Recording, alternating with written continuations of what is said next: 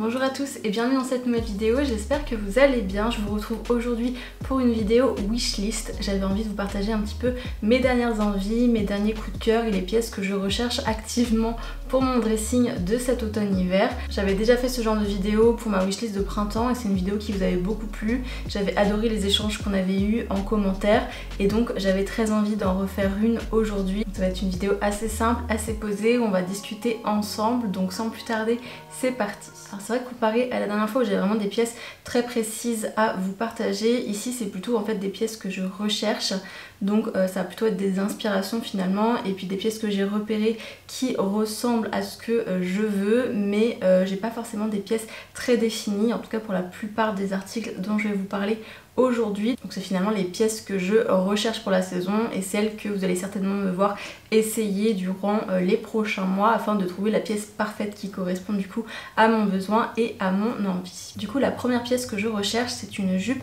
mini avec une fente sur l'avant, une jupe noire. Donc ça en fait c'est vraiment une coupe qu'on va normalement voir beaucoup cet automne-hiver. Si vous avez vu justement ma vidéo sur les tendances de la prochaine saison, et bien vous aurez compris certainement que les années 90 reviennent et ce genre de jupe c'est vraiment quelque chose qui s'ancre dans ce mouvement là des années 90. Du coup on devrait en voir pas mal, c'était déjà un petit peu tendance aussi l'hiver dernier, on en a vu aussi, j'en ai essayé plusieurs, j'en ai trouvé aucune qui me plaisait, donc j'espère trouver mon bonheur cette année. Du coup j'en ai repéré plusieurs, j'en ai repéré une sur And Other Stories et j'en ai repéré une également sur H&M. Donc elles sont toutes les deux à des prix assez différents, mais elles m'ont l'air vraiment pas mal toutes les deux, donc je pense essayer les deux et voir si une des deux me convient. Mais c'est vrai que j'adore ce look et j'adore en fait ce genre de jupe portée avec une paire de bottes. On va y venir d'ailleurs aux bottes parce que les bottes sont aussi sur ma wishlist, et portée aussi donc avec un blazer un peu ample et puis un t-shirt en dessous. J'ai repéré notamment ce look-ci que j'ai adoré, c'est vraiment le genre de look que j'ai envie de créer pour cet automne. Donc je cherche activement cette petite jupe noire. Toujours dans les jupes slash robes, je suis toujours à la recherche d'une robe ou d'une jupe en soie ou en satin noir toujours. Donc soit une robe à bretelles fines avec des jolis détails dans le dos par exemple. Encore une fois je pense que c'est le genre de pièce qu'on va peut-être trouver plus facilement cette année avec la tendance des années 90 et des robes un peu lingerie comme ça, un petit peu minimaliste avec des fines bretelles. Donc il y a des chances que je trouve cette pièce-ci cette année. Mais si c'est pas une robe, c'est vrai que je cherche sinon une jupe toujours midi et toujours noire dans cet effet, donc soit en soie soit en satin, donc qui imite vraiment ce côté soyeux. C'est une pièce que je trouve très versatile, qui peut se porter vraiment quasiment à toutes les saisons. On peut totalement la porter en hiver avec une paire de bottes, on peut la porter en été avec une paire de mules, on peut la porter au printemps avec une petite chemise. C'est vraiment une pièce très versatile. C'est vrai que l'avantage de la robe c'est qu'on peut la porter en robe mais aussi en jupe en nouant par exemple un top sur le dessus, une chemise sur le dessus.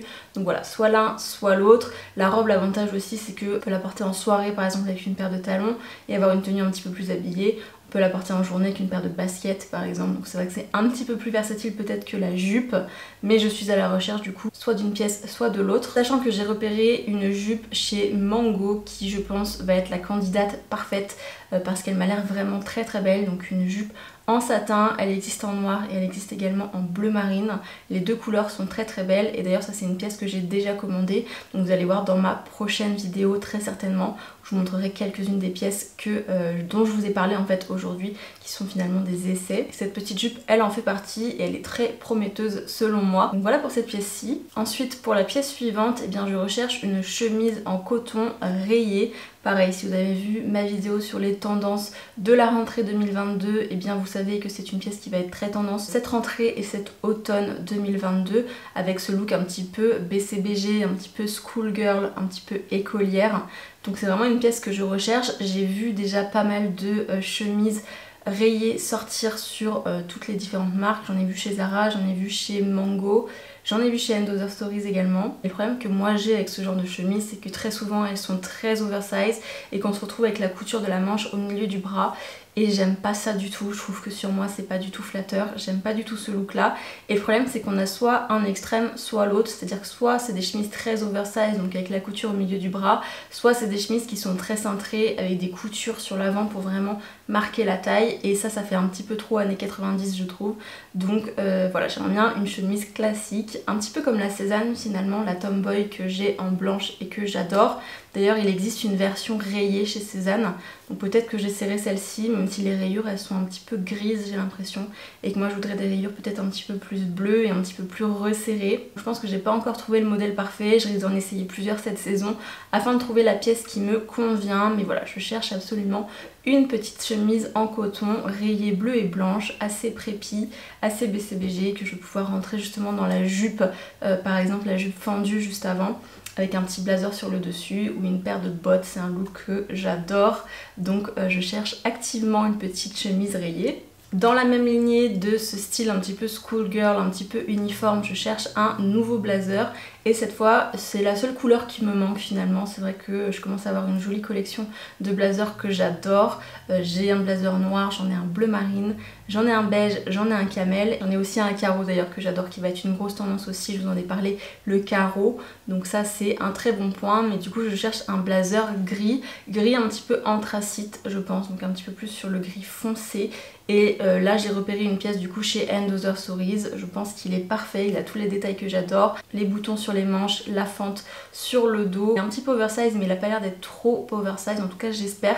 Ça c'est pareil, c'est une des pièces que j'ai commandées pour l'essayer, donc j'espère qu'elle va me plaire. Sinon j'en ai vu un autre aussi chez Zara qui a l'air vraiment pas mal, mais il n'a pas la fente au dos il me semble, donc ça c'est le seul petit défaut que j'aurais à lui reprocher. Mais pareil, je pense que c'est le genre de pièce qui va vraiment sortir cet automne et qu'on va voir sur plusieurs enseignes je pense, donc si c'est pas le & Other Stories le bon, j'en trouverai certainement un autre. Et pour vous remettre en fait la photo du look que je vous montrais juste avant, le look avec la petite jupe fendue avec des bottes et puis un petit t-shirt tout simple et puis ensuite un blazer gris par dessus, j'adore vraiment ce look. Le gris c'est vraiment une couleur très basique, très facile à porter avec plein de choses également durant tout l'automne, tout l'hiver, donc du coup j'ai un blazer gris sur ma wishlist. Ensuite toujours sur ma wishlist, eh bien j'ai un trench, tout simplement parce que le mien il commence à être un petit peu juste.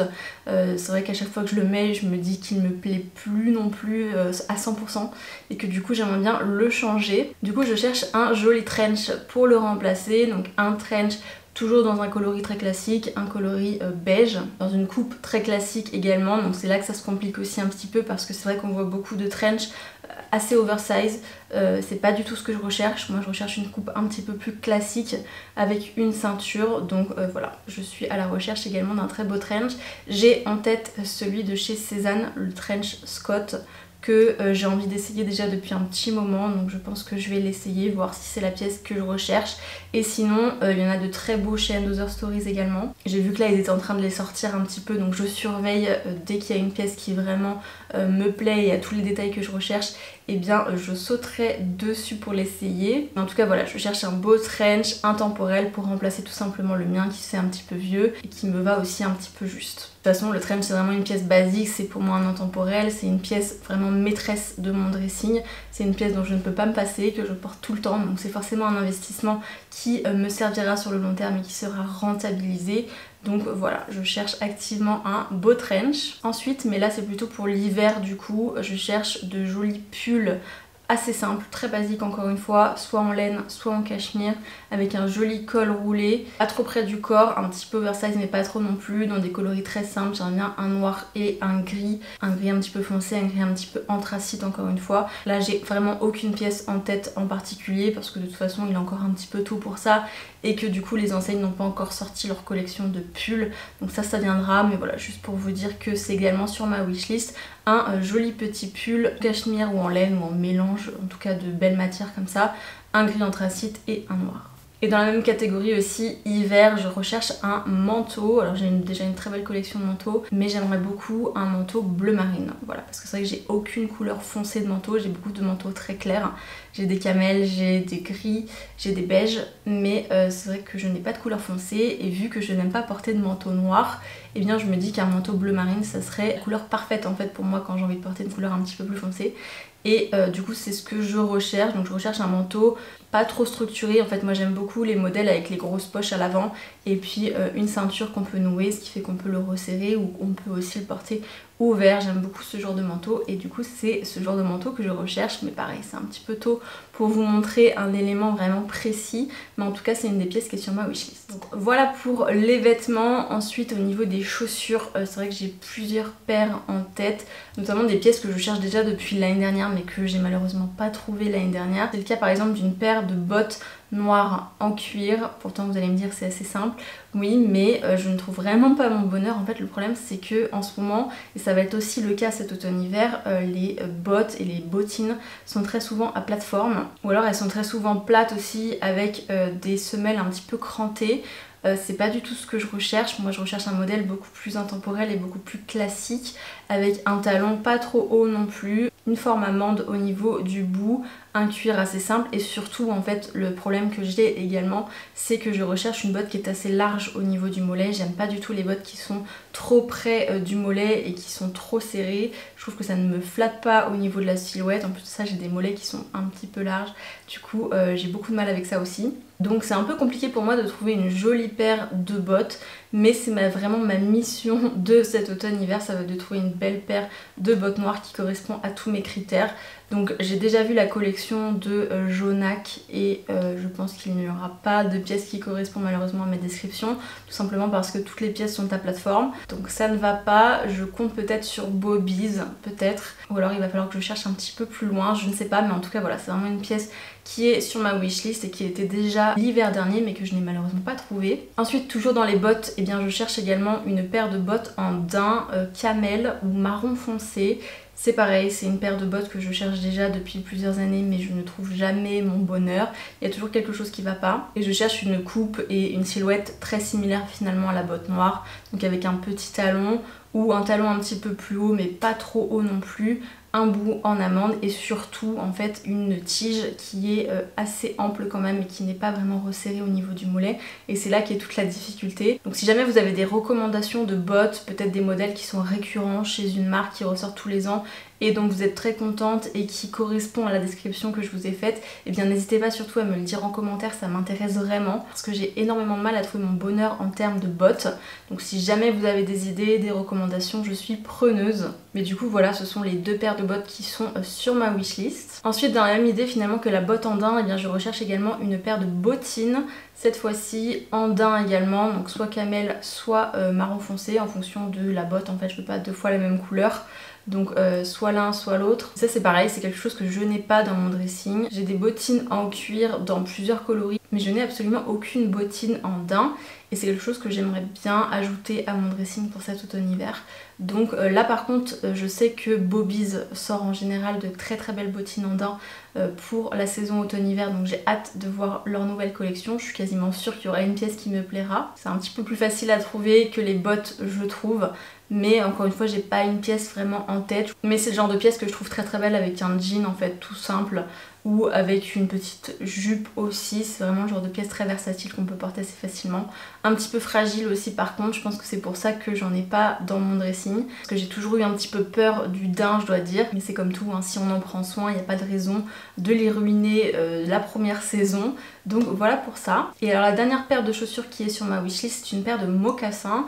Parce que même chose, c'est une pièce qui va être très tendance cet automne-hiver, bon, c'est pas la seule raison évidemment. Le mocassin c'est une pièce totalement intemporelle qu'on peut avoir dans son dressing année après année et ressortir à toutes les saisons, mais c'est vrai que ça va être une pièce très tendance cet automne-hiver et du coup je pense qu'il y aura pas mal d'options disponibles. Au niveau de la couleur je sais pas trop, j'hésite en fait entre une paire de mocassins noirs ou une paire de mocassins plutôt camel, marron, beige, je sais pas trop ce que j'ai en tête. J'ai vraiment besoin d'essayer là pour le coup les modèles, mais j'ai repéré par exemple le modèle de chez Other Stories qui est très très beau et qui je trouve ressemble comme deux gouttes d'eau à un modèle de chez Gucci. Donc celui-ci m'intéresse beaucoup. J'en ai vu aussi une paire chez Zara en cuir. Voilà, encore une fois j'ai pas une pièce spécifique en tête, mais en tout cas j'aimerais bien ajouter une paire de mocassins à mon dressing, tout simplement parce que j'en ai une paire qui n'est pas vraiment une paire de mocassins, mais surtout qui est vernie. et le vernis c'est vrai que c'est un peu plus difficile à porter des fois et que je me dis que j'aimerais bien une pièce un petit peu plus classique, un petit peu plus simple à porter et qui ira tout simplement avec plus de choses dans mon dressing. Donc ça c'est également sur ma wishlist mais c'est une option, je suis vraiment pas sûre de craquer pour ça. Ensuite pour terminer j'ai quelques accessoires en tête, notamment une paire de mini créoles un petit peu comme celle que je porte. Le problème de celle que je porte en fait c'est que ce sont des H&M, donc c'est du bijou fantasy et je l'ai porté tout l'été et elle commence à noircir. En fait je les avais achetées au départ pour essayer parce que c'est vrai que je ne porte pas du tout ce genre de boucles d'oreilles en général, je suis plutôt sur des boucles d'oreilles puces. Mais depuis que j'ai commencé à porter celle-ci je dois dire que je ne les lâche plus, je les adore. Du coup j'ai envie d'investir dans une pièce en or plaqué, donc c'est ce que je recherche également. Je regardais un petit peu chez Louis Vuitton mais ils n'ont pas vraiment ce style de bijoux, donc pareil si vous avez des recommandations en termes de mini créoles comme ça en or plaqué, n'hésitez pas aussi à me donner vos recommandations, je suis totalement preneuse. Après je cherche une petite paire de créoles comme ça toute simple pour remplacer tout simplement celle-ci et pour avoir une pièce qui me durera plus longtemps. Et ensuite, comme dans la dernière wishlist, eh bien j'ai quelques pièces luxe à vous partager également aujourd'hui. Donc ça c'est des pièces qui sont un petit peu plus dans le domaine du rêve et je sais vraiment pas si je vais craquer pour ce genre de pièces, mais en tout cas ce sont mes envies du moment et vous allez voir que comme d'habitude je ne suis pas du tout originale sur mes pièces luxe puisqu'il s'agit de 2 pièces Céline et en l'occurrence la ceinture Triomphe pour commencer. Quand je vous dis que je suis vraiment pas originale, c'est une ceinture qu'on voit absolument partout et sur tout le monde, mais je l'aime beaucoup, je la trouve très très belle. J'adore la version noire, j'adore également la version marron. Je pense que je penche un petit peu plus vers la noire, étonnamment. Mais en fait, ce que j'aime beaucoup sur cette ceinture, c'est le logo. Ce logo Céline, je le trouve très très beau, je trouve très chic et en même temps je le trouve assez intemporel. Puis une ceinture, c'est vrai que c'est un accessoire aussi assez facile. Je suis pas quelqu'un qui porte énormément de ceintures non plus, donc ce que je pense faire en fait c'est m'acheter une ceinture Mango pour 20 € noire avec une petite boucle dorée comme ça pour l'essayer, pour voir si je la porte autant que ce que je pense et si effectivement je la porte beaucoup, peut-être que je penserais investir dans la Céline. Mais je veux d'abord être sûre que je porterai suffisamment une ceinture noire, ce qui n'est pas dit. Donc voilà pour la première pièce et pour la deuxième, donc du coup toujours chez Céline et toujours avec ce magnifique logo, et bien il s'agit des lunettes de soleil Triomphe. Encore une fois je ne suis pas très originale ici non plus, mais je sais pas ce que j'ai avec ces lunettes de soleil.